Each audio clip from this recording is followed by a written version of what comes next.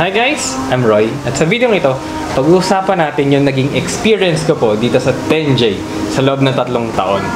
So, let's start!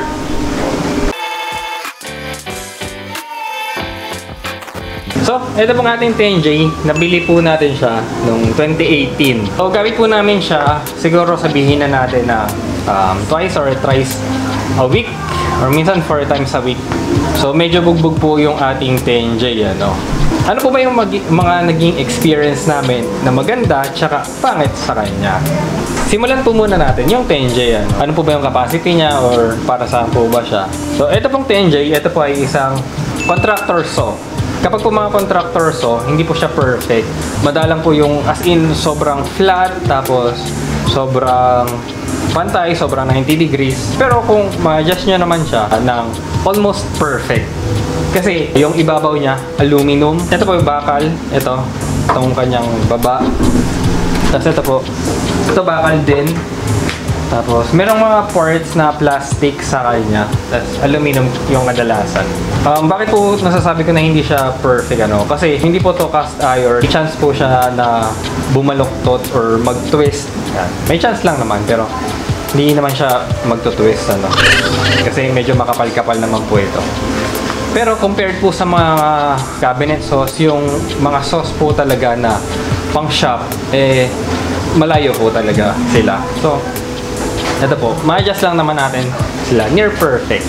Ito po si 10J, meron po siyang 1,800 watts. So, medyo malakas na po siya kung mga plywoods po ang inyong mga materyales.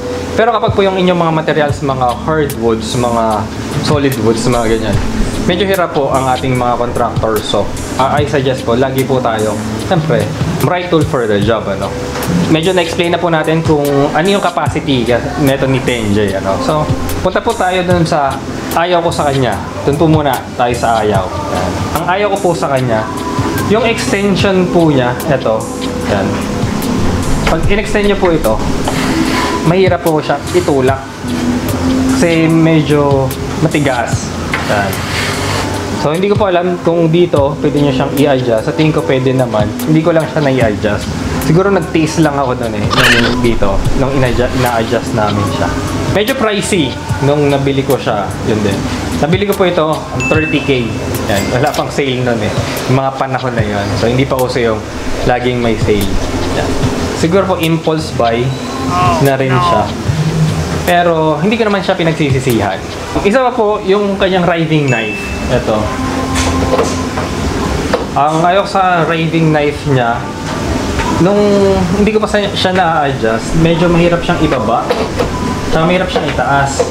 Tapos minsan po yung sa riving knife nito, nagkakaroon siya ng dust doon sa slot ng riving knife. Kaya hindi siya maibaba ng todo-todo. Yan. Minsan lumalagpas siya doon sa blade, which is hindi tayo makapag-dado cut. Pero syempre, lilinisan lang naman natin siya. Okay na yun. Isa po sa ayaw ko sa kanya is yung maliit yung base niya. Pag po ito extended, hanggang 16 lang, 17 inches lang yung pwede nyong i-cut dito sa 10J. Ito po yung old model ha. Hindi ko lang po sure. Alam ko yung new model na 10J. Medyo malaki na rin siya. Alam ko umabot na po ng 24 So, pwede na kayo makapag-cut ng half na plywood. So, yun po yung mga ayaw namin sa kanya doon sa 10J. So, punta naman po tayo doon sa magandang mga features na ito ni 10J. First, yun na nga po, yung kanyang mahigpit na ganito is nakakatulong siya actually. Kasi nung nabili po namin to, yung lock niya, ito pong lock na to, medyo hindi kami sanay na naglalak kasi hindi kami sanay na merong extension. So dahil po mahigpit ito, tapos hindi namin siya nalalak, hindi po to gumagalaw. Yun yung naging maganda doon. Nakakalimutan namin tong ibaba. Pero nung nakasanay na namin siya, okay na, nabababa na namin siya. Nagagamit na namin siya ng maayos. Next po, meron po kayong mabibili na extension rails para po dito, para humaba pa siya. Which is ito po. So, ginawa ko na lang ito, tong black, pero ito yung extension niya. Ito. So, pwede ka na pong mag-cut ng up to 40 inches. Nabili namin yung extension rail. hindi naman namin nasasagad yung 40. Siguro ang pinakamahaba namin na cut is mga 30, 36. More or less mga ganun po. Ano. Hindi namin nasagad yung 40 eh. Pero okay na rin yun kung kailangan namin ng mas mataas. Pwede kayo mag-cut ng up to 40 inches dito. Kasama yung extension ring. Kaso, bibiliin nyo pa po yun. Dito naman po sa riving knife niya. So, hindi nga siya bumaba. Pero madali po siyang i-adjust. Ihilahin nyo lang siya. Yan. Tapos, itutulak nyo lang siya pababa. Yan. So, madali po siyang i-adjust. So, ayun din po yung isang magandang feature din neto ni Tenjay, doon sa riving knife niya.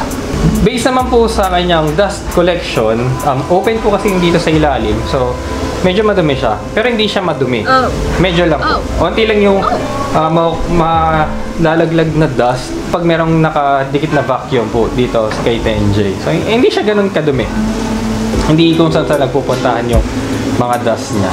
So, medyo okay po yung dust collection niya para sa amin ha. Para sa amin. Based po dun sa mga previous na naging table saw namin. So, dito naman po, isa pa, kaya po namin mag-cut ng straight. Hindi po gumagalaw yung fence nito. Kahit po mahaba talaga. Yan. So, may ilan niyo po sa mga previous na builds namin. Malalaki po yung mga ginagamit namin ng mga plywoods. Hindi siya gumagalaw. So, nilalagyan na namin siya ng extension. Okay. Yung base plate po nito, ito pong bed niya. Okay naman siya. Hindi ko po na-check kung super flat siya. Pero, hindi po kami nakakapag-cut ng tabingi. 90 degrees po yung cuts namin. So, hindi ko na siya chinik. Kasi 90 degrees na eh. Ayan po yung kay Tenjay na experience ko sa kanya, no? So, ang good news po sa atin, nag-pledge po si Bosch na kapag po nagkaroon tayo ng 100k na subscribers, mamimigay po sila ng isang Tenjay sa one lucky na subscriber natin, So, yan. Subscribe na kayo. Kasi alam ko wala na yung mga luma, yung mga old model. So, yung Tenjay po na bago, yung bibigay nila. So, ito po, hindi, bibenta ko po ito. Kasi meron pa po akong babayaran. So, hindi po ito yung ipapamigay natin. Brand new po siya, sealed.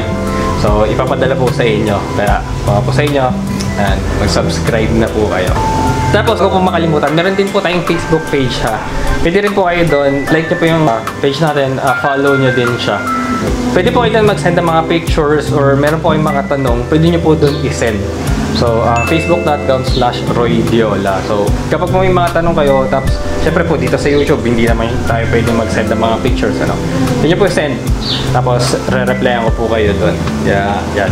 Follow nyo po sa Facebook. Nag-upload din po kami din ng mga pictures or mga other na hindi po kaya dito sa YouTube eh. So, doon po tayo sa Facebook. So, if ever po na meron kayong questions regarding dito kay Tenjay, comment nyo lang po sa baba. Tatry po natin sila sagutin.